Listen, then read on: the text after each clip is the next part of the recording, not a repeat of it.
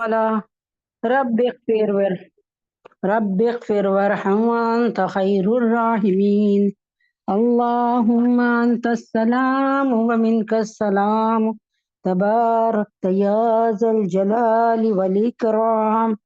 या रब्बना ज़िदना इल्मा व अमला।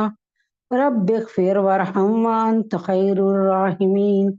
रब्बि इग़फ़िर वरहम वअन्त खैरुर राहिमीन। रब्बि इग़फ़िर वरहम वअन्त खैरुर राहिमीन।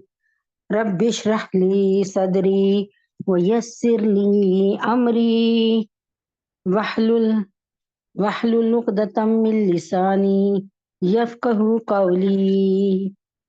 या रब्बना ज़िदना इल्मा व अमला।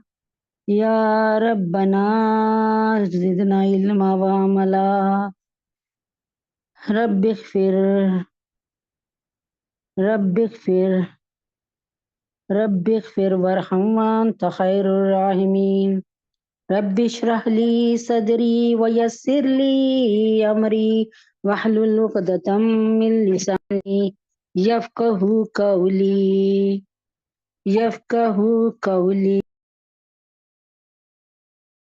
या रब्बना ज़िदना इल्मा व अमला। रब्बि इग़फ़िर वरहम वअन्त खैरुर राहिमीन। रब्बि इग़फ़िर वरहम वअन्त खैरुर राहिमीन।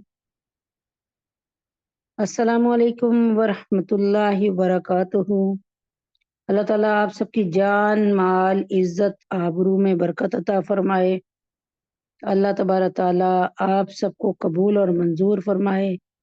अल्लाह तबारक ताला इस काम को, इस मेहनत को कबूल फरमा ले।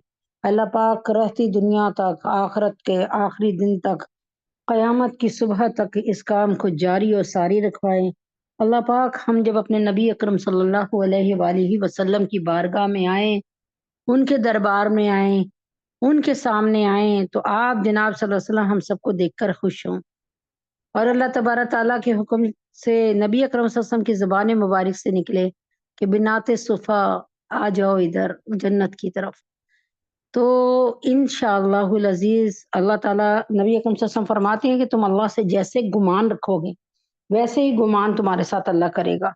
अब एक बंदा सोचता है कि ये काम कैसे होगा, लो इसके यहाँ बच्चा कैसे हो सकता है, 10 साल तो बच्चा नहीं हुआ, अब कैसे होगा। तो उसको ये सोच लेना चाहिए कि कुरान इन चीज़ों की नफ़ी करता है कि कैसे होगा। अल्लाह ताला ने कितने 90 साल की उम्र में, कहीं लिखा इससे भी ज़्यादा उम्र 95 साल थी, अल्लाह ताला ने हज़रत इब्राहीम अलैहिस्सलाम को बेटा दिया और अल्लाह तबारक ताला ने हज़रत ज़करिया अलैहिस्सलाम को हज़रत याह्या अलैहिस्सलाम दिए। जबकि बीवी उनकी बांझ हो गई थी, तो अल्लाह तबारक ताला ने बगैर माँ बाप के आदम अलैहिस्सलाम को बना दिया। अल्लाह ताला ने अपनी कुदरत कामिला से अम्मा हव्वा को आप जनाब की बाएं पसली से निकाल दिया।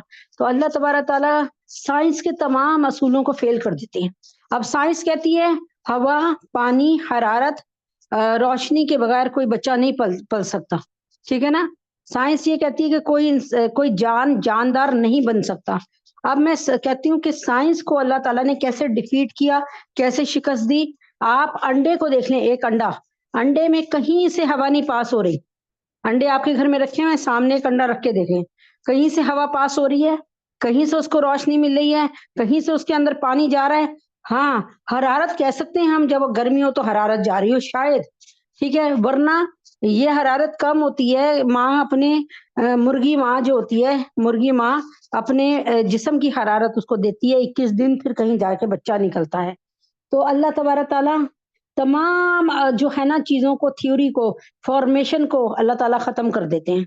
अल्लाह तबारक ताला फरमाते कि तुम कहते हो इसके बगैर ये काम नहीं हो सकता, मैं इसके बगैर ये काम करके दिखा सकता हूँ।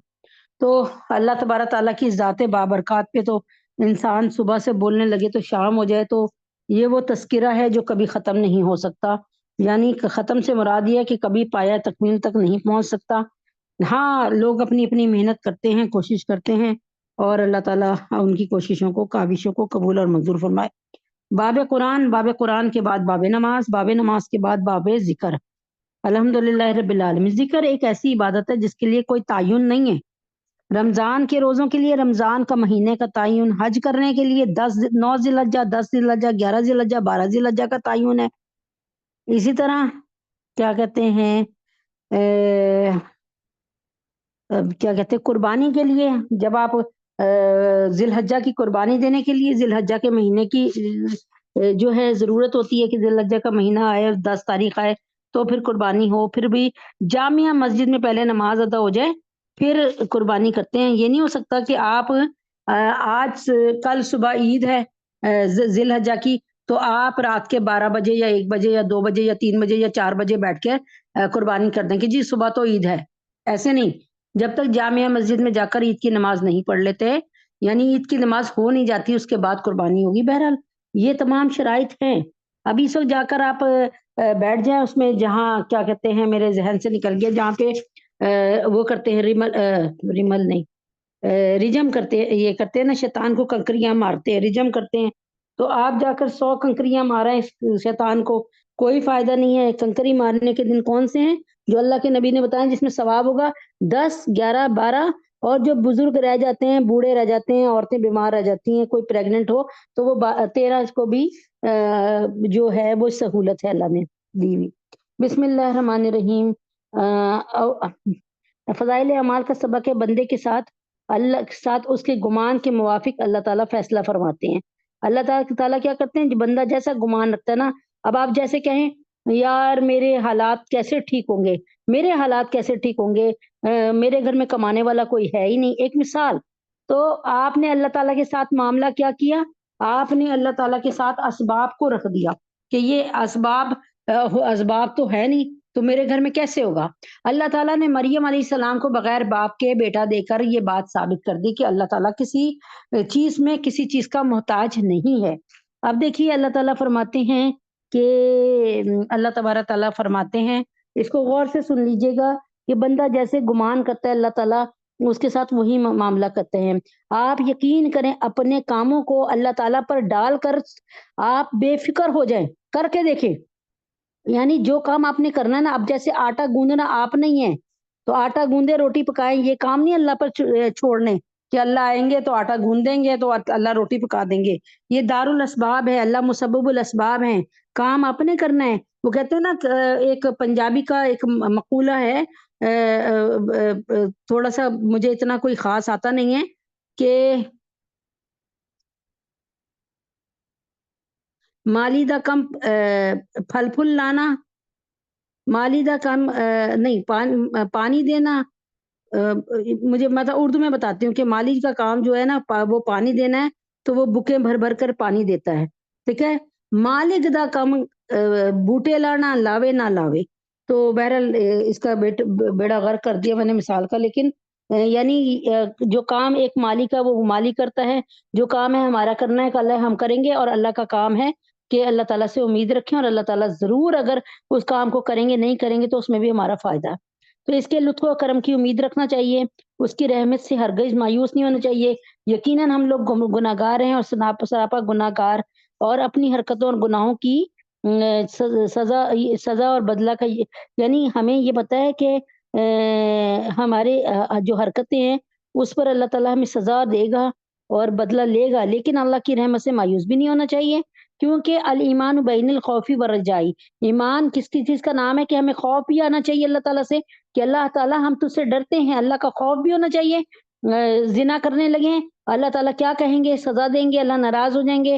شراب کی طرف جانے والے ہیں، نہیں، اللہ تعالیٰ ناراض ہو جائیں گے۔ غیبت کرنے لگے ہیں، گالی گلوچ کرنے لگے ہیں، اللہ پاک ناراض ہو جائیں گے۔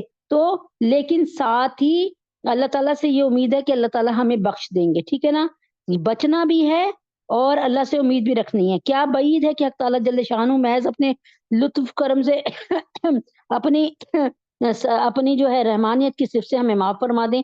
ان اللہ لا یغفر ان یشرک بہ ویغفر ما دون ذلک لمن یشاء۔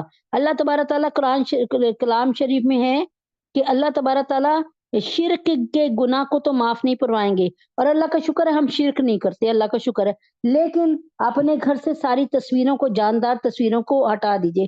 آپ نے کسی طوطے کی تصویر لگائی ہے، چڑیا کی تصویر لگائی ہے، کسی کتے بلی کی تصویر لگائی ہوئی ہے، کسی شیر کی تصویر لگائی ہے، اپنے گھر میں اپنی بیٹی کی تصویر لگائیے، اپنے باپ کی تصویر لگائیے، سب چیزیں ہٹا دیجیے، یہ چیزیں جو ہے اللہ کو نہیں پسند۔ تو اس کے علاوہ جس کو چاہیں سب کو اللہ تعالیٰ معاف کر دیں گے شرک کے علاوہ، لیکن ضروری نہیں کہ معاف ہی فرما دیں۔ اسی وجہ سے علماء فرماتے ہیں کہ ایمان امید اور خوف کے درمیان ہے، یعنی اللہ سے امید بھی رکھیں اور کہ ضرور معاف کر دے گا۔ حضور پاک صلی اللہ علیہ وسلم ایک نوجوان صحابی کے پاس تشریف لے گئے، وہ نزا کی حالت میں تھا، یعنی بالکل قریب الملک تھے۔ حضور پاک صلی اللہ علیہ وسلم نے دریافت فرمایا کس حال میں ہو؟ عرض کیا یا رسول اللہ کی رحمت کا امیدوار ہوں اور اپنے گناہوں سے ڈر رہا ہوں۔ حضور پاک صلی اللہ علیہ وسلم نے ارشاد فرمایا یہ دونوں یعنی امید اور خوف جس بندے کے دل میں ایسی حالت میں ہو تو اللہ جل شانہ جو اسے جو امید ہے وہ عطا فرما دیتے ہیں اور جس کا خوف ہے اس سے امن فرما دیتے ہیں۔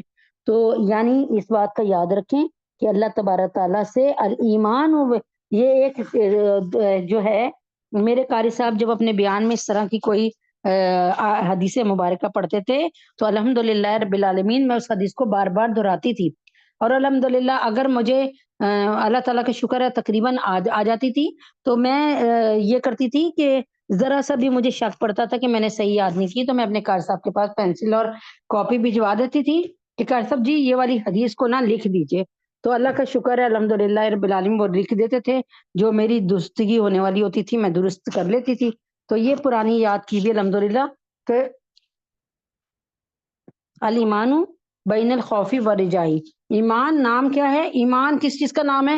اگر آپ اللہ سے ڈر رہے ہیں اور اللہ تبارک تعالیٰ سے ڈر رہے ہیں اور اللہ سے امید بھی رکھ رہے ہیں، یعنی اللہ تعالیٰ سے ڈرتے بھی ہیں کہ یا اللہ قیامت والے دن آپ ہمارے ساتھ کیا سلوک کریں گے، ہے اللہ قیامت والے دن تو آپ ہی کی حکومت ہوگی، کسی اور کی حکومت نہیں ہوگی، کوئی یہودی کوئی ہندو کوئی عیسائی کوئی نیتن یاہو کوئی جو بائیڈن ان کی کسی کی چلے گی نہیں، اے اللہ اس دن جس دن آپ کی ابھی بھی آپ کی حکومت ہے لیکن اس وقت تو 100% سامنے نظر آ رہا ہوگا نا، تو اے اللہ پاک اس دن بھی بخشش آپ ہی کریں گے میری، اے اللہ پاک میں تو بہت رولا کھلا ہوں، یا اللہ پاک میں تو بہت گیا گزرا ہوں، اگر آپ یہ سمجھتے ہیں کہ میری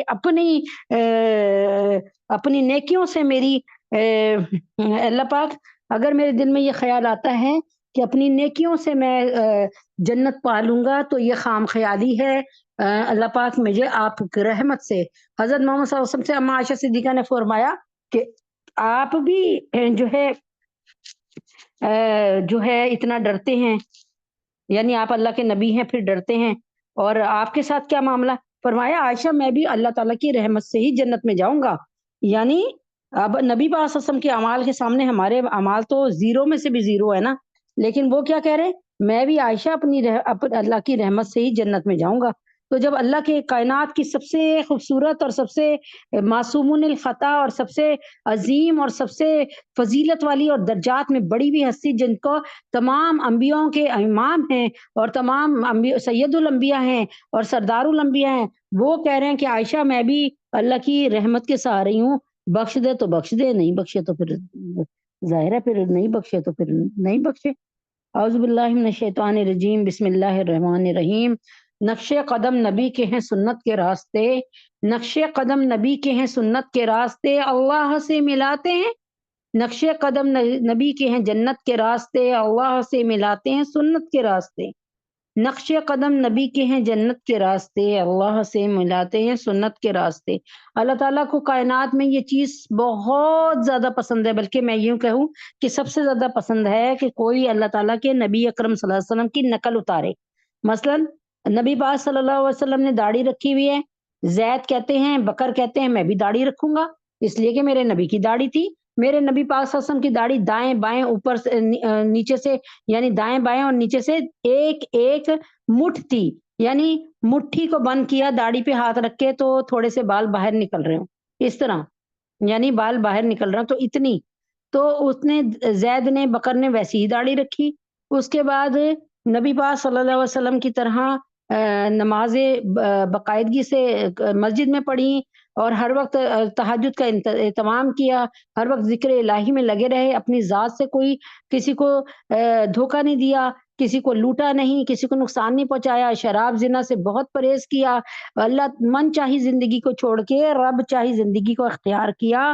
تو پھر سن لیں پھر اللہ تبارک تعالیٰ بھی ان سے پوچھیں گے، وہ کہتے ہیں خود ہی کو کر بلند اتنا، خود ہی کو کر بلند اتنا کہ ہر تدبیر سے پہلے خدا بندے سے خود پوچھے، خدا بندے سے خود پوچھے بتا تیری رضا کیا ہے، کہ اللہ تعالیٰ کی۔ اور پھر نبی پاک صلی اللہ علیہ وسلم کے رنگ میں یقین کریں، میں نبی پاک صلی اللہ علیہ وسلم کی سنتوں کو دیکھتی ہوں، یعنی یہی ایک آئیڈینٹی ہے، یہی ایک فرق ہے جو ہمارے اور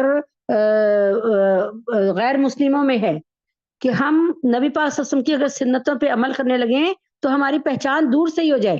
سب سے پہلے اگر میں دیکھیں، میں 21 چیزیں بتانے کی کوشش کرتی ہوں فوراً، کیونکہ وقت بہت کم ہے، جلدی سے ہی وقت ہو جاتا ہے نماز کا۔ سب سے پہلے یہ کہ اگر ہم نے اسلام پر عمل کرنا ہے، نبی پاک صلی اللہ علیہ وسلم کی پیروی کرنی ہے، اللہ کو خوش کرنا ہے، تو مرد کے چہرے پر داڑھی ہو، اور جیسی داڑھی نبی اکرم صلی اللہ علیہ وسلم نے فرمائی ہے ویسی۔ یہ جو داڑھی اب رکھ رہے ہیں نا یہودیوں کی طرح، جیسے ایک تالا سا لگا دیا اپنے، یعنی چھوٹی چھوٹی خشخشی سی داڑھی اور مونچھیں بڑھا لی، یہ یہودیوں کی داڑھی ہے، اس سے پرہیز کرے، ایک بات۔ دوسری بات کہ نبی اکرم صلی اللہ علیہ وسلم کی طرح داڑھی رکھیں کہ آپ کی داڑھی دائیں بائیں سے اور جو سامنے سے ہے وہ جب آپ اپنی مٹھی میں لیں تو مٹھی کے اندر سے بال داڑھی کے نکل کے باہر کی نرم نظر آ رہے ہوں۔ یہ ہے، عورتیں اپنے لیے پردے کا اہتمام کریں، شرعی پردے کا اہتمام کریں، غیر محرم سے جو ہے تلخی کے ساتھ بات کریں، یہ نہیں کہ پیار محبت کے لہجے میں بات کریں جیسے ہم اپنے بچوں سے بات کرتے ہیں یا سہیلیوں سے۔ دوسری بات یہ کہ نبی اکرم صلی اللہ علیہ وسلم کی سنت کیا ہے، کہ نبی اکرم صلی اللہ علیہ وسلم کی سنت یہ ہے کہ آپ اپنے ہمسایوں کا بہت خیال رکھتے تھے، اور بہت زیادہ خیال رکھتے تھے، ان کا دل نہیں دکھاتے تھے۔ نبی پاک صلی اللہ علیہ وسلم کی سنت یہ تھی کہ آپ درگزر سے کام لیتے تھے، اور آپ کسی سے حسد نہیں کرتے تھے، آپ کسی کی غیبت نہیں کرتے تھے، آپ جو ہے شراب سے نفرت کرتے تھے، آپ زنا سے بہت نفرت کرتے تھے، آپ اتنے حیادار تھے کہ مدینے کی حضرت اما عائشہ فرماتی کہ مدینے کی عورتوں سے زیادہ، لڑکیوں سے زیادہ، نوجوان لڑکیوں سے زیادہ، مدینے کی نوجوان لڑکیوں سے زیادہ آپ حیادار تھے۔ اور پھر نبی اکرم صلی اللہ علیہ وسلم جو تھے، اگر دشمن کے حساب سے بھی اگر دیکھا جائے تو وہ کافروں کے ساتھ کبھی دشمنی میں ایسے نہیں کرتے تھے، کبھی نہیں کیا انہوں نے، اور نہ اس بات کو پسند کیا ہے کہ جیسے نیتن یاہو اور جو بائیڈن وغیرہ نے مل کر، سارے یورپین کنٹریز نے مل کر جس طریقے سے وہاں پر بچیوں کو کے ساتھ غلط سلوک کرنا، اور ماں بہنوں کے ساتھ کو مار دینا، بچوں کو، چھوٹے چھوٹے بچے، نوزائیدہ بچوں کو قتل کر دینا یا بم بلاسٹنگ کرنا، یہ سب چیزیں میرے نبی نے سختی سے منع کی ہیں، سختی سے منع کی ہیں، کہیں نہیں اس کا حکم دیا۔ اور پھر نبی اکرم صلی اللہ علیہ وسلم فرماتے تھے کہ غصے کو پی جایا کرتے تھے، کبھی غصہ آتا بھی تھا تو غصے کو پی جاتے تھے، اس کا ریئیکشن نہیں کرتے تھے، اس کا رد عمل نہیں کرتے تھے۔ نبی اکرم صلی اللہ علیہ وسلم جب سفر کرتے تھے تو سفر میں کسی مسافر کو تنگ نہیں کرتے تھے۔ آپ جناب صلی اللہ علیہ وسلم جو ہے اکثر یہی ہوتا تھا کہ اپنی اونٹنی پہ جب دیکھتے تھے کہ صحابہ پیدل چل رہے ہیں تو ان کو سوار کر لیتے تھے اور کہتے تھے کہ اب اتنا عرصہ میں پیدل چلتا ہوں، اور آپ جناب صلی اللہ علیہ وسلم اپنے گھر کے کام خود کرتے تھے، یہاں تک کہ جوتی کو گانٹ لیا کرتے تھے اور اپنے پیون زدہ کپڑے پہنتے تھے۔ اب آپ دیکھ لیں آپ میں اگر یہ صفات موجود ہیں یا آپ کے گھر کے بچوں میں، بڑوں میں، تو بالکل بہت الحمدللہ، اور اگر نہیں ہے تو پھر ذرا تھوڑی سی فکر کر لیں۔ بسم اللہ الرحمن الرحیم۔ اچھا جی، پانی کے مسائل شروع ہو گئے، پہلے وضو کے، پہلے غسل کے تھے، پھر وضو کے، ٹھیک ہے۔ تو اب اگر کنویں یا ٹینکی میں نجاست گر جائے تو کیا حکم ہے؟ آپ کی ٹینکی ہے یا کوئی کنواں ہے، یعنی کچھ وہ جو ہوتے ہیں نا، وہ بھی کرتے ہیں نا، کوئی بور کروا لیتے ہیں اور پھر وہ کیا کہلاتا ہے، اس کے ذہن میں میرے نہیں آ رہا، ٹینکی سی بنوا لیتے ہیں زمین، زیر زمین۔ اگر اس میں کوئی نجاست گر جائے تو کیا حل ہے؟ کنویں میں نجاست گر جانے سے کنواں ناپاک ہو جاتا ہے اور پانی نکال لینے کے بعد پاک ہو جاتا ہے، چاہے تھوڑی نجاست گرے یا زیادہ، سارا پانی نکالنا ضروری ہے۔ یعنی کنویں میں، وہ کہتے ہیں نا ایک گاؤں میں ایک کتا مر گیا کنویں میں چھلانگ لگا کے، یعنی اس کو پیاس لگی ہوگی، اس نے پینا چاہا ہوگا، وہ گر گیا۔ اب کیا ہوتا تھا کہ مختلف مولویوں سے پوچھ رہے ہیں کہ اب کیا کریں، کنویں کے پانی میں بڑی بدبو ہے، کوئی کہتا تھا 10 ڈول نکال کے پھینک دو، کوئی کہتا تھا 12 ڈول نکال کے پھینک دو، لیکن بدبو ویسی کی ویسی رہی، پانی میں غلاظت ویسی کی ویسی رہی۔ کسی دانا نے کہا، آپ جیسے دانا نے کہا بھائی کتے کو نکال کر پھینکو، ٹھیک ہے نا، اور پانی کو، کتے کو اور پانی کو نکال دو، پھر کنواں خود پانی سے بھر جائے گا انشاءاللہ۔ تو اب کہنے کا یہاں مطلب یہ ہے کہ ہم نے بھی اپنے دلوں میں جو گند پالا ہوا ہے نا، ہمارے اعمال اسی طرح خراب ہوتے جا رہے ہیں، کیونکہ ہمارے دل کی ہم صفائی نہیں کرتے۔ پھر ہم کہتے ہیں ہمیں بڑا غصہ چڑھ جاتا ہے، ہم بڑی بدزبانی کر جاتے ہیں، ہم غصے میں گالیاں بھی دے جاتے ہیں، اس لیے کہ ہم اپنے دل کو صفائی نہیں کر رہے، اس گندگی کو نہیں نکال رہے، اس شیطان کو نہیں نکال رہے اپنے دل سے جو بسا ہوا ہے، اور دنیا کی محبت سے چھٹکارا نہیں پا رہے۔ اس کی بھی مثال وہی کنویں والی ہے۔ تو کیا کرنا ہے؟ کنویں سے وہ گندگی کو یعنی سارا پانی نکال کے باہر پھینک دے۔ اب کنویں میں کیا ہوا؟ ایک کنواں بھرا ہوا تھا، ایک کتا کھڑے ہو کے پانی پی رہا ہے، اس میں سے ایک مثال کے طور پہ منہ ڈال رہا ہے۔ اب آپ سارا پانی نکالیں، کنویں یا ٹینکی میں کبوتر یا چڑیا کی بیٹ گر پڑے تو کیا ہے؟ آپ کے گھر میں ٹینکی ہے کھلی ہے، اس میں کبوتر یا چڑیا کی بیٹ گرنے سے جو ہے وہ بیٹ کر کے چلا جاتا ہے کبوتر یا چڑیا۔ تو کیا کرنا ہے؟ اب یہ کنواں ناپاک نہیں ہوتا، اور مرغی اور بطخ کی بیٹ سے ناپاک ہو جاتا ہے۔ کیوں؟ کیونکہ کبوتر یا چڑیا کی بیٹ اتنی چھوٹی سی ہوتی ہے، ٹھیک ہے؟ اگر وہ گر گئی تو ایسی نہیں ہے۔ اور مرغی اور بطخ جو ہے وہ جو ہے آپ کو پتہ ہے کہ مرغی اور بطخ جو ہے ان کی نجاست زیادہ ہوتی ہے۔ اکثر آپ دیکھ لیں نا، مرغی اور بطخ کی نجاست اچھی خاصی ہوتی ہے۔ تو میں نے آپ کو پہلے بھی بتایا تھا نا کہ اگر آپ کے اوپر پیشاب کے چھینٹے پڑ گئے آپ کے کپڑوں پہ یا میرے کپڑوں پہ، تو اب یہ دیکھنا یہ ہے کہ یہ ایک ہاتھ کی جو ہتھیلی ہے نا، یعنی چھینٹے پڑے، اگر ہم سارے چھینٹوں کو جمع کریں تو ایک سکہ نہیں ہوتا، سکہ بڑے سائز کا سکہ، اس کے برابر گندگی بن جائے گی۔ تو پھر ہم کپڑے اتاریں اور نئے کپڑے بدل لیں، ٹھیک ہے؟ کپڑوں کو دھو کے ڈال دیں۔ لیکن اگر بہت تھوڑے سے چھینٹے پڑے تو آپ ہاتھ کو گیلا کر کے 3 دفعہ اس پہ پھیر لیں۔ اگر کنویں یا ٹینکی میں آدمی، بکری، کتا یا ان کے برابر جانور گر کر مر جائے تو اب کیا حکم ہے؟ ایسی صورت میں پانی ناپاک ہو جاتا ہے۔ اگر آدمی گر کر مر جائے تب بھی پانی ناپاک ہے، اس کو پھر آپ کنویں میں سے پانی نکال کے سارا کنواں خشک کریں۔ اگر کنویں یا ٹینکی میں آدمی یا بکری گر جائے یا کتا یا ان کے برابر جانور گر کر مر جائے، یعنی کوئی سمجھ لیں کہ وہ نہیں ہوتا، کیا کہتے ہیں، گائے کا بچہ، اس کو گائے کا جو بچہ ہوتا ہے وہ گر کے مر جائے تو اب کیا حکم ہے؟ ایسی صورت میں پانی ناپاک ہو جاتا ہے، سارا پانی نکالنا ضروری ہے۔ یعنی کنویں میں اگر غلاظت ہو جائے تو تب بھی آپ کو کنواں خالی کرنا پڑے گا، اور کنویں میں اگر آدمی، بکری، کتا یا ان کے برابر جانور کوئی گر کے مر جائے تو اب کیا حکم ہے؟ ایسی صورت میں بھی سارا پانی نکالنا پڑے گا۔ اور اگر کبوتر یا چڑیا کی بیٹ گر گئی تو پھر پانی ناپاک نہیں ہوتا، اور مرغی اور بطخ کی بیٹ سے ناپاک ہو جاتا ہے۔ اس کی مثال سمجھانے کے لیے بہت خوبصورت مثال آپ کو سمجھا دیتی ہوں، اس سے نا آپ کو بہت اچھی طرح سمجھ آ جائے گا۔ کہتے ہیں نا کہ بہتا ہوا پانی حلال ہوتا ہے، رواں رواں یعنی بہتا ہوا دریا جب بہہ رہا ہوتا ہے نا، دریا تیزی تیزی سے بہہ رہا ہوتا ہے۔ اب اللہ نہ کرے، ایک مثال ہے میں آپ کو سمجھا رہی ہوں، اس مثال پہ نا وہ نہ کیجیے گا، کیا کہتے ہیں، اعتراض نہیں کیجیے گا، یہ مسئلے ہوتے ہیں، مسئلوں کو سمجھیں، اور دل جب سمجھیں گی تو آپ کو اچھی طرح سمجھ آ جائے گا۔ جیسے ایک شخص ہے وہ نہا رہا ہے کس میں؟ دریا میں، اب اس کو ٹھنڈک ملتی ہے، اس کا پیشاب نکل جاتا ہے، ٹھیک ہے نا؟ اکثر لوگوں کا ایسا ہوتا ہے۔ اب دریا کا پانی جو اب ایک مثال اس کو بھی میں گھر کے پانی پہ لاتی ہوں۔ ایک بالٹی میں ایک پانی پڑا ہے، اور اس میں ایک بچہ جو ہے کھڑا ہو کر 4 سال کا 5 سال کا پیشاب کر دیتا ہے، ٹھیک ہے؟ اب یہ ایک مثال کو سامنے رکھے، دوسری مثال اب میں ادھر لا رہی ہوں۔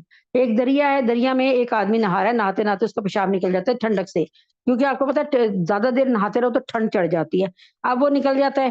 تو آپ دونوں صورتیں سمجھ لیں، ایک میں پہلے بچی نے کیا، وہ پانی جو ہے صاف پانی کے ساتھ مل کے اثرات ختم نہیں ہوتے، اسی کے اندر پیشاب کے اثرات رہتے ہیں۔ اور جو دریا کا ہے نا، وہ دریا اتنی تیزی سے بہ رہا ہوتا ہے کہ کہیں پانی، صاف پانی میں اتنی دور تک صاف پانی ہوتا ہے کہ وہ گندا پانی کے آثار ختم کر دیتا ہے، وہ کہاں سے کہاں چلے جاتے ہیں۔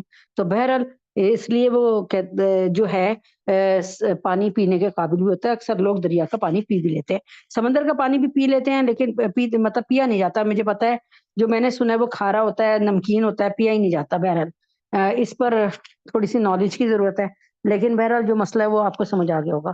اعوذ باللہ من الشیطان الرجیم، بسم اللہ الرحمن الرحیم۔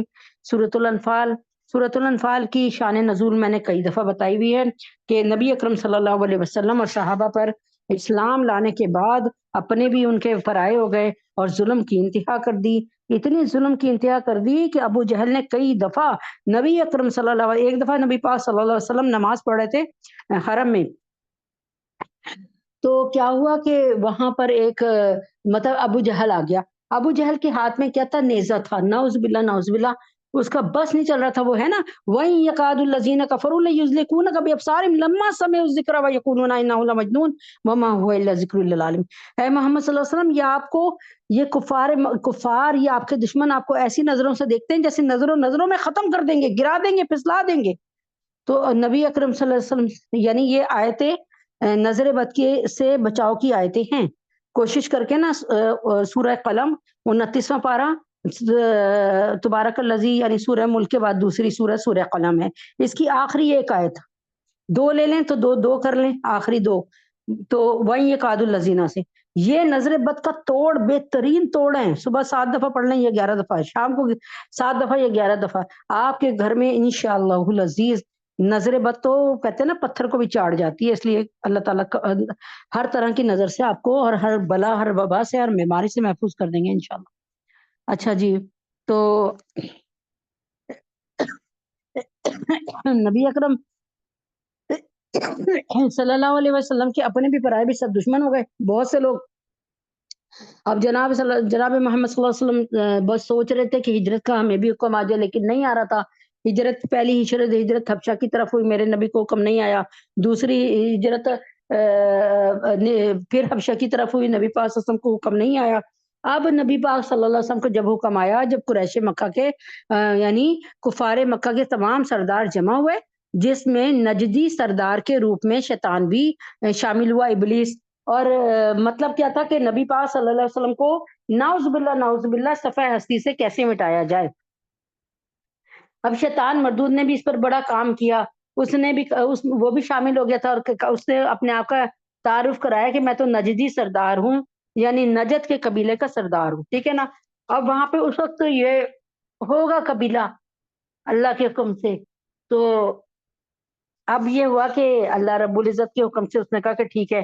بہرحال جب نبی اکرم صلی اللہ علیہ وسلم کو کے لیے یہ فیصلہ ہو گیا کہ ان کو ڈیپورٹ کر دینا چاہیے، یعنی مکہ سے نکال دیں، تو شیطان فوراً بولا نجدی سردار کے روپ میں، نہیں نہیں نہیں، نبی پاک صلی اللہ علیہ وسلم جہاں جائیں گے وہاں پر اپنی طاقت کو بڑھا لیں گے، لوگوں کو ایمان پر لے آئیں گے اور لوگوں میں تبلیغ کرتے پھریں گے، اور پھر آپ کے تو دشمن مکہ سے باہر پیدا کر دیں گے.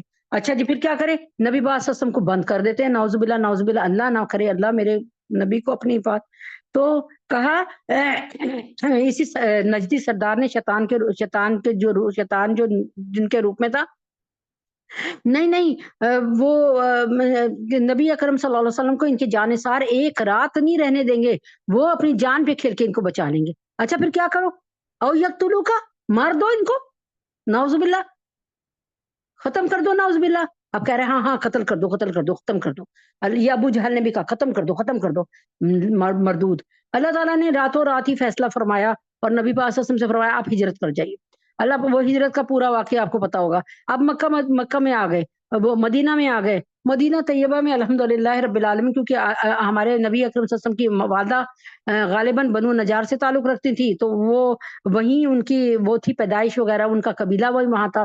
تو وہ وہاں اور پھر وہاں کے لوگوں نے آ کے نبی پاک صلی اللہ علیہ وسلم کے پاس مکہ میں بیت عقبہ اور بیت عقبہ ثانی یہ دو بیت کی تھی. تو اب وہ نبی پاک صلی اللہ علیہ وسلم کو جاننے بھی لگے تھے، نبی پاک صلی اللہ علیہ وسلم کی محبت بھی اللہ نے ان کے دلوں میں ڈال دی تھی. اور یوں حضرت محمد صلی اللہ علیہ وسلم حضرت ابوبکر صدیق کے ساتھ ہجرت کروا کے مدینہ پہنچ گئے.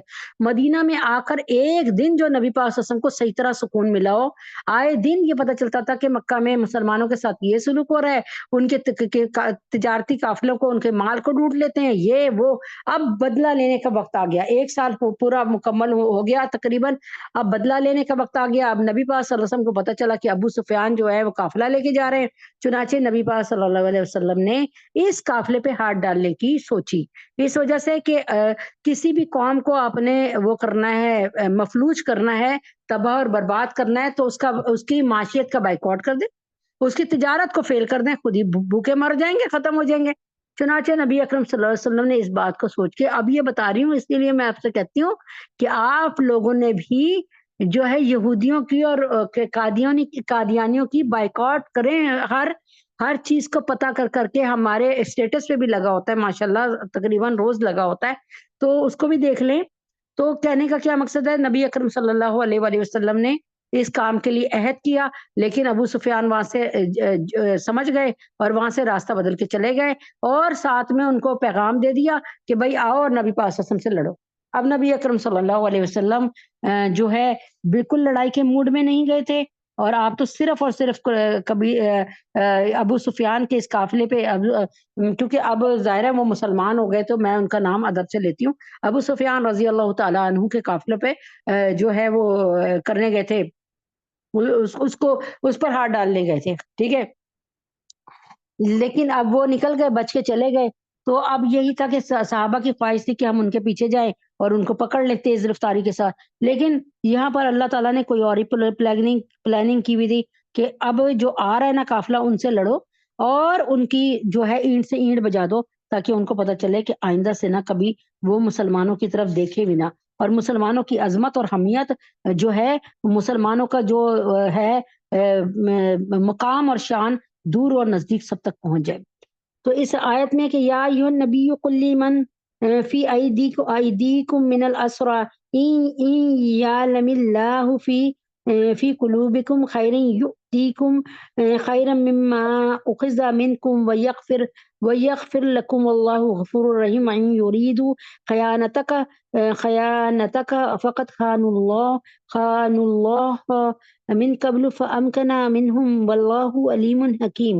اے پیغمبر، آپ کے قبضے میں جو قیدی ہیں نا، یہ 70 قیدی، جو آپ ان سے فرما دیجئے کہ اگر اللہ تعالیٰ کو تمہارے قلب میں، تمہارے دلوں میں ایمان پتہ چلے گا، معلوم ہوگا، یعنی اللہ تعالیٰ تمہارے دلوں کو پرکھ لیں گے کہ تم کفر کو پسند کر رہے ہو یا اسلام کو پسند کر رہے ہو، تو جو کچھ تم سے لیا گیا ہے نا، جو ہم نے تم سے 4,000 دینار یا 4,500 دینار لیے ہیں نا، وہ یا درہم لیے ہیں، جو بھی سکہ تھا اس وقت اللہ بہتر جانتا ہے، تو وہ تمہیں واپس لوٹائے گا اللہ تعالیٰ، خیرا مما اخذ منکم ویغفر لکم، اور اس سے بہتر تم کو دے گا اور تم کو بخش دے گا۔ سب سے بڑی بات تو بخشش کی آگے نا، اور ساتھ ہی اللہ تعالیٰ نے وعدہ بھی کر لیا، تو واللہ غفور الرحیم، اللہ بہت غفور رحیم ہے، بخشنے والے ہیں۔ وَإِن يُرِيدُوا خیانتک، اور اگر یہ لوگ آپ کے ساتھ خیانت کرنا چاہتے ہیں، اور اگر یہ چاہتے ہیں، یریدو چاہتے ہیں، یہ سب کے سب خیانتک، آپ کے ساتھ کو دھوکہ دینا، خیانت کرنا، فقط خان اللہ من قبل فامکن منہم، تو اس سے پہلے انہوں نے اللہ کے ساتھ خیانت کی تھی، یعنی اللہ تعالیٰ جو تھے پرستش کے قابل تھے، انہوں نے ان کو چھوڑ کے بتوں کو جو ہے معبود حقیقی بنا لیا، اللہ کو بھی معبود سمجھتے تھے لیکن ساتھ بتوں کو بھی معبود سمجھتے تھے، تو خیانت کی نا کہ اللہ کا حق پورا نہیں دیا نا، ہم تو صرف اللہ ہی کو معبود حقیقی مانتے ہیں نا، تو واللہ علیم حکیم۔ تو اللہ تعالیٰ فرماتے ہیں کہ اس سے پہلے انہوں نے اللہ کے ساتھ خیانت کی، پھر اللہ تعالیٰ نے ان کو گرفتار کرا دیا، اللہ تعالیٰ خوب جاننے والے، بڑی حکمت والے ہیں، اللہ تعالیٰ نے ان کا سر پر غرور توڑا اور ان کا غرور توڑ کر ان کو اریسٹ کرایا، اور اللہ تعالیٰ، حضرت عباس رضی اللہ عنہ فرمایا کرتے تھے کہ یہ آیت میرے ہی حق میں نازل ہوئی، یعنی یہ جو ہے نا کہ یعلم اللہ فی قلوبکم خیرا یؤتکم خیرا مما اخذ منکم ویغفر لکم واللہ غفور رحیم، کہ اگر اللہ رب العزت تمہارے دلوں میں جھانک لے گا، دیکھ لے گا کہ تم واقعی اسلام پسند ہو گئے ہو، اللہ کے نبی کے سے محبت کرنے لگے ہو اللہ سے، تو تمہیں سارا دیا ہوا مال لوٹا دے گا اور تمہاری بخشش بھی کر دے گا۔ حضرت عباس رضی اللہ عنہ فرماتے ہیں یہ آیت میری حق میں نازل ہوئی ہے، اللہ نے اپنا وعدہ پورا کر دیا، 20 اوقیہ سونے کے بجائے، یعنی انہوں نے کیا کہا تھا کہ اے محمد صلی اللہ علیہ وسلم، آپ ہم سے فدیہ کیوں مانگ رہے ہیں؟ آپ نے جب آپ کے ساتھیوں نے جب ہمیں گرفتار کیا تھا تو ہمارے پاس سامان میں سے 20 اوقیہ سونا بھی نکلا تھا، یہ ایک بہت بڑی مقدار تھی 20 اوقیہ سونے کی، تو پھر اب 20 اوقیہ سونا لے تو لیا، اللہ کے نبی نے فرمایا وہ تو ہمارا مال غنیمت ہے، تم اپنا فدیہ دو، تمہاری آزادی والا فدیہ دو۔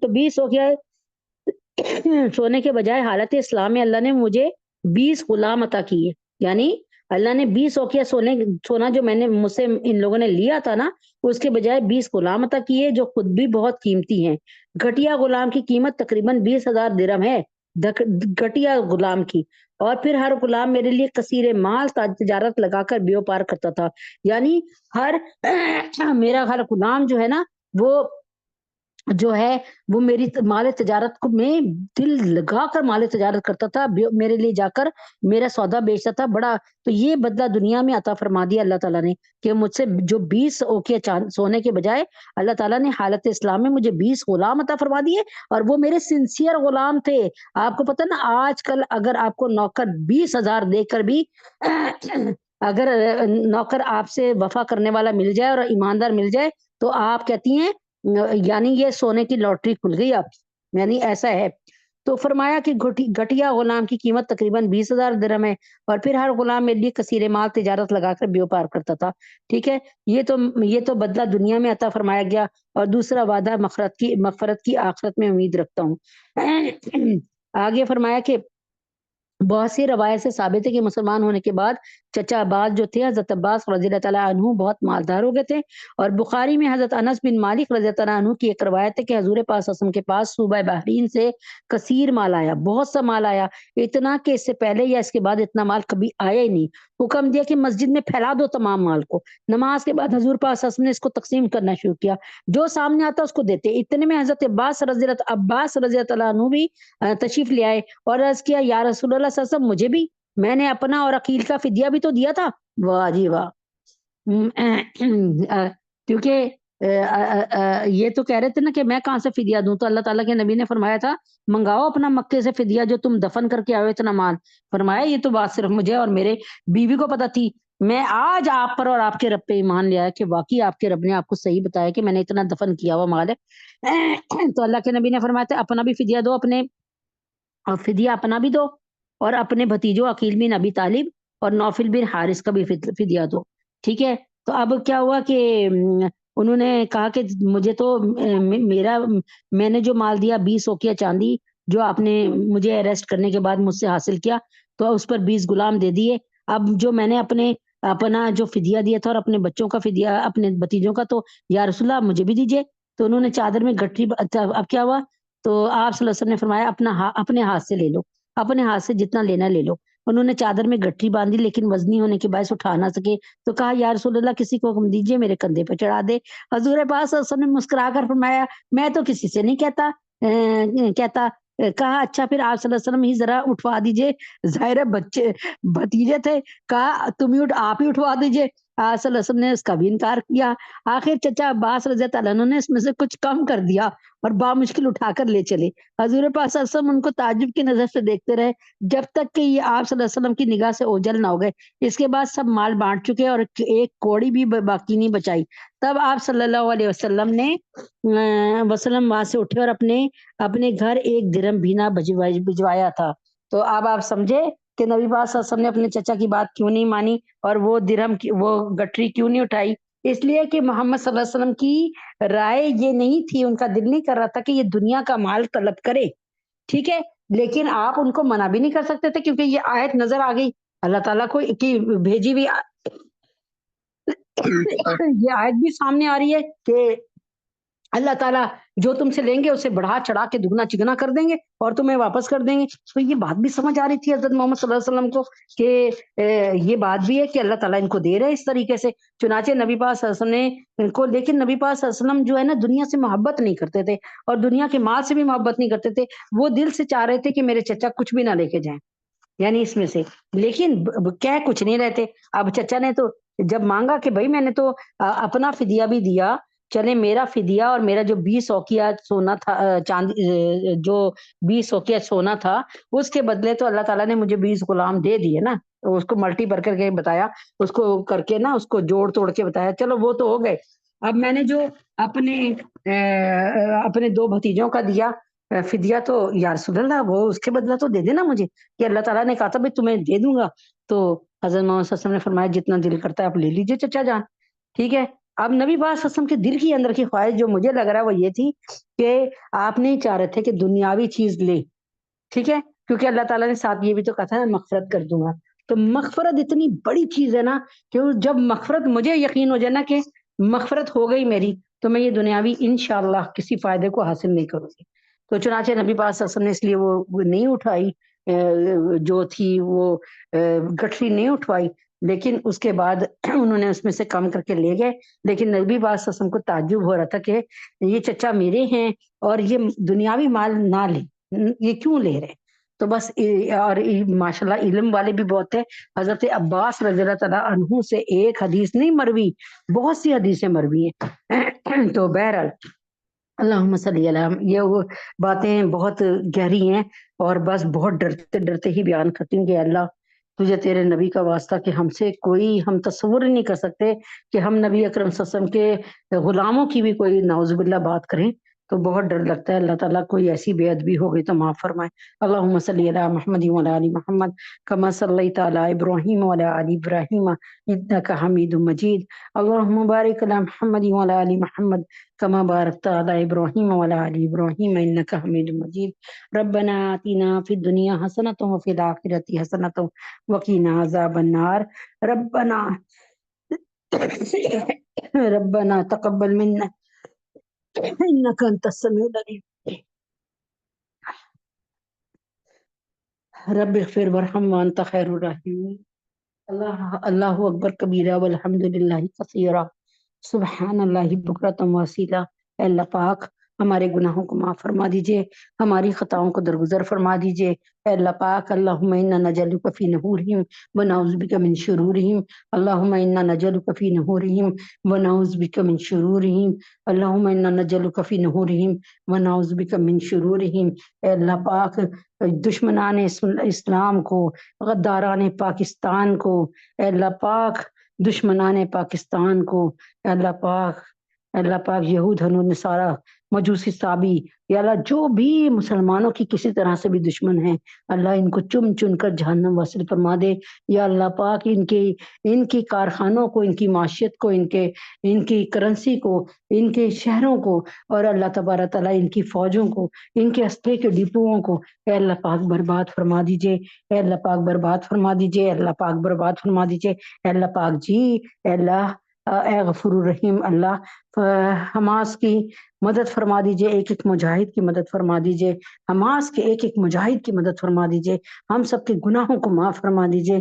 یا اللہ پاک فلسطین، اہل فلسطین کے تمام مسلمانوں کے لیے کھانے پینے کا، اور اللہ پاک قیامت و عام کا، محفوظ پناہ گاہوں کا، عزتوں کی حفاظتوں کا، جانوں کی حفاظتوں کا بندوبست فرما دیجئے۔ یا اللہ 365 دن گزر گئے، اب تو رحم کر دیجئے، کرم کر دیجئے۔ اللہ ہم سے تو ان حالات میں ایک گھنٹہ نہ گزارا جائے۔ اے اللہ پاک ان لوگوں کو فلسطین کے تمام مسلمانوں کے حوصلے بلند فرما دیجئے، ان کا ایمان حضرت ابوبکر صدیق رضی اللہ عنہ کا ایمان جیسا بنا دیجئے، ہم سب کے گناہوں کو معاف فرما دیجئے، ہم سب کی خطاؤں کو درگزر فرما دیجئے۔ مولا کریم آقا عظیم آپ ہم سے راضی ہو جائیے، پاکستان کو اسلامی، اخلاقی، معاشی، معاشرتی، سماجی ترقی عطا فرما دیجئے، پاکستان کو دین کا مصباح بنا دیجئے، پاکستان کو دین کا قلعہ بنا دیجئے، پاکستان میں اللہ اور تمام دنیا سے بے حیائی اور مہنگائی کو غارت کر دیجئے، رشوت کو، سود کو غارت کر دیجئے، اے اللہ پاک شراب نوشی کو غارت کر دیجئے۔ یا اللہ پاک، یا اللہ پاک پیٹرول کو اور بجلی کو پاکستان میں سستا کر دیجئے۔ یا اللہ پاک غریبوں کے حال پہ رحم فرما دیجئے۔ یا اللہ پاک ان کو ایمان کی نعمت کے ساتھ اور نعمتیں بھی عطا فرما دیجئے۔ یا اللہ پاک ڈاکٹر انم عائشہ، سونیا، ختیجہ، سمیرہ، فیصل، ماریہ، انس، فاخرہ، بابر، سنبل، علی، عمران، میلونسا، ثانیہ، مریم، ان سب کو نیک نرینہ اولاد عطا فرما دیجئے۔ فریال، عائشہ، سحر، ان کے حالات کی خبر کیجئے۔ یا اللہ پاک ان کو دنیا میں بھی جنت اور آخرت میں وسیع جنت عطا فرمائیے۔ یا اللہ امت محمدیہ صلی اللہ علیہ وسلم کی تمام بچیاں اور بچے اور جتنے لوگ یہاں بیٹھے ان کے جو ماشاءاللہ نکاح کے قابل بچے اور بچیاں، ان کے لیے نیک بر، نیک در، نیک زوج عطا فرمائیے۔ حفصہ، فاطمہ، جویریہ، سدرہ، سبحانہ، حفصہ، سجاد، زینب، منتہا، بینی، شفیفہ، بنات سرور، فخر، عبد المتین، سعدیہ، نظام، ان کی بہن سدرہ، اس کے تمام گھر کی تمام بچیاں، آمنہ، نمرہ، ان کو ان کی شادی بہترین جوڑ اور بہترین زوج عطا فرمائیے۔ یا اللہ پاک تمام علماء اسلام کی، مفتی تقی عثمانی صاحب کی، مفتی حسن صاحب کی، مولانا فضل الرحمان صاحب، فضل الرحیم صاحب، پیر ذوالفقار نقشبندی حضرت جی، ان سب کی جان، مال، عزت و آبرو کی حفاظت فرمائیے، صحت کاملہ عاجلہ مستمرہ سے نواز دیجیے۔ نظیم بھائی، عمیر، نازیہ، اندلی، ویلی، حسین، عیشا، معظم، عادل، شزا، نعیم، ریحانہ، عثمان، عزیز، زارا، فاطمہ، رمشا، دانش، طاہر طاہر صاحب 2 ہیں، مختار عالم صاحب، اہلیہ رضوان الہی، اہلیہ دانش کے والدین، ان کو صحت کاملہ عاجلہ مستمرہ اپنی جناب سے ادا فرما دیجئے، تمام مرض کو ایسے دور فرما دیجئے جیسے کبھی مرض ہوا ہی نہیں۔ اللہم عزب الباس رب الناس واشفی انت شافی لا شفا الا شفاؤک شفاء لا یغادر سقما۔ ڈاکٹر ہمنا فاطمہ عائشہ عبداللہ، ان کو دنیا اور آخرت کے ہر امتحان میں کامیابی عطا فرما دیجئے۔ اہلیہ اعظم، اہلیہ رفیق، مفتی ضیاء الدین صاحب، عامر بیٹی انم، ان کو اپنا بہترین گھر عطا فرمائیے، رائے ہدایت کے در کھول دیجئے ہم سب کے لیے، ہماری اولادوں کے لیے، اماد صالحہ امنہ احمد حفصہ فاطمہ کے لیے۔ یا اللہ پاک احمد نواز اور محمد عمر محسن عمیر، ان سب کو اللہ پاک بہترین روزگار عطا فرما دیجئے، برکت والی روزی عطا فرمائیے، کریم روزی عطا فرمائیے۔ یا اللہ پاک اس سال ہمیں زیارت حرمین شریفین کی توفیق عطا فرمائیے۔ یا اللہ پاک وسائل عطا فرمائیے۔